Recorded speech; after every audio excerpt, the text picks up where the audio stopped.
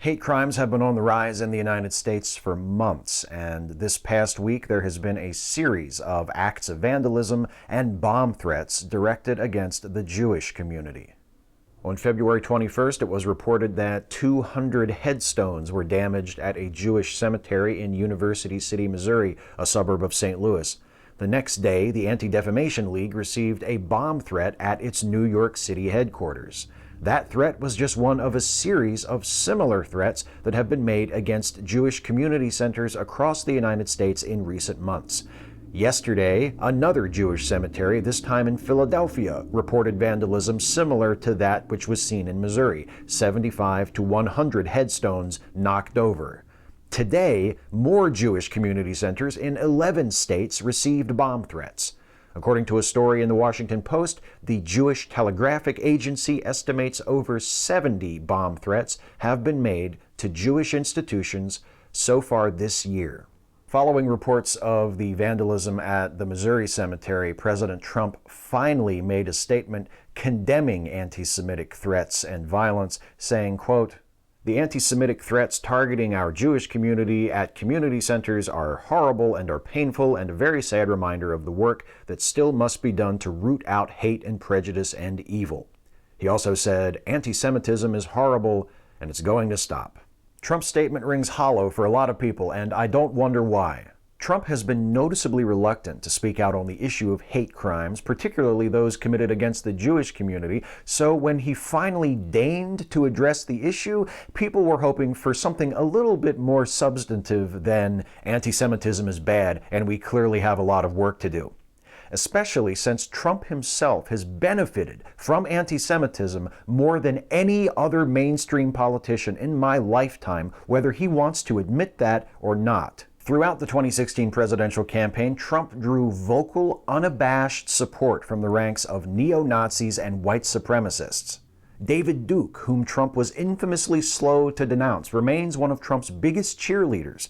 Same with white nationalist alt-right founder and guy who doesn't get punched nearly enough, Richard Spencer.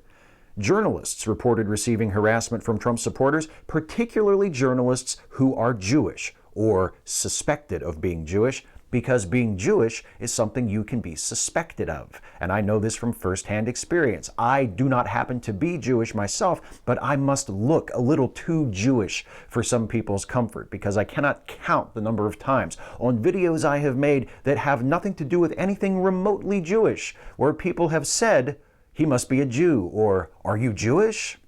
But I digress. Trump rallies were regularly sites of blatant displays of anti-Semitism and Nazism, displays which Trump rarely acknowledged, let alone repudiated.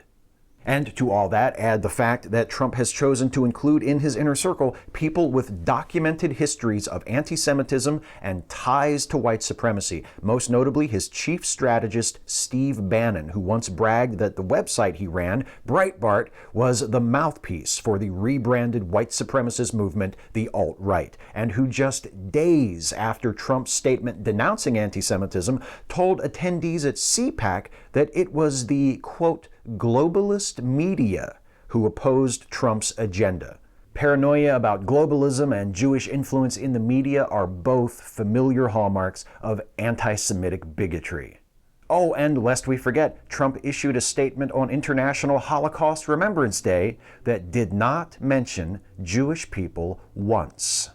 Following Trump's belated denunciation of anti-Semitic hate crimes, Stephen Goldstein, the executive director of the Anne Frank Center for Mutual Respect, called Trump's statement a, quote, pathetic asterisk of condescension and a, quote, band-aid on the cancer of anti-Semitism that has infected his own administration. Here's what Trump and those who are defending him on this don't get.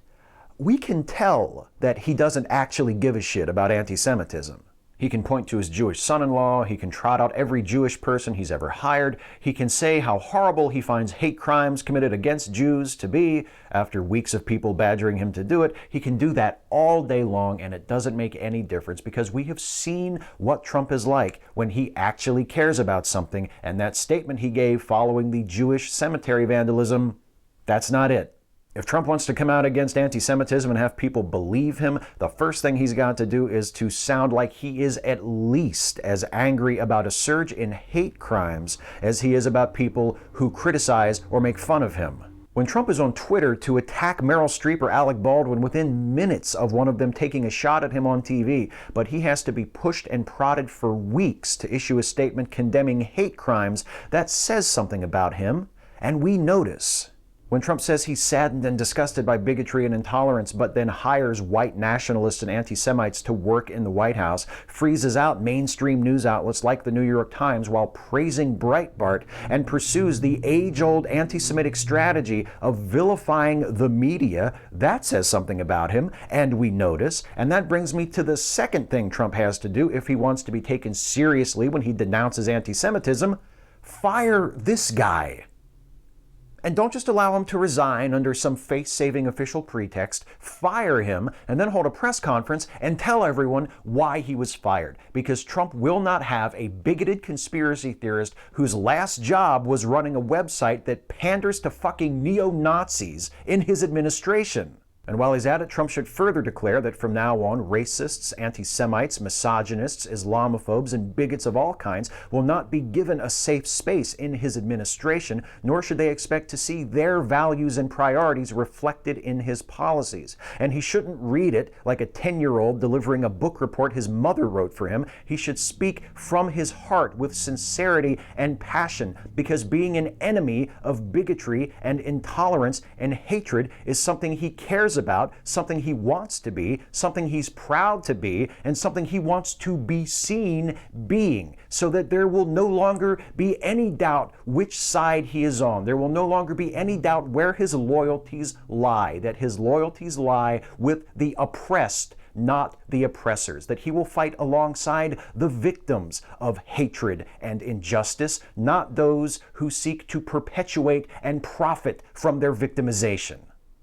Right about now, some of you are probably saying, Steve, you are dreaming. Trump's never going to do any of that. You're right. He's not. Which is why he can take his half-hearted, pretended outrage over the bigotry of his own supporters and shove it up his ass.